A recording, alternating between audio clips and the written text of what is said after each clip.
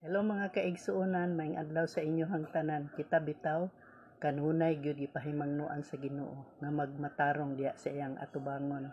Dili ta magpahiuyon ug unsay naa diri sa kalibutan, kundi usbon nato atong kaugalingon. Mao jud ay kanunay gipahinomdom sa Ginoo.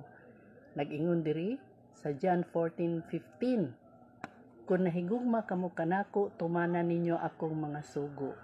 So mao na iyang ingon. Unsa man iyang mga sugo, daghan kay sugo sa Ginoo, pero magkuha lang tag importante.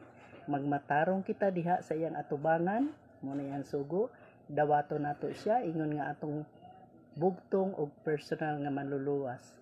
Walay laing Dios kay siya ang Dios nga abuguhan, jealous God.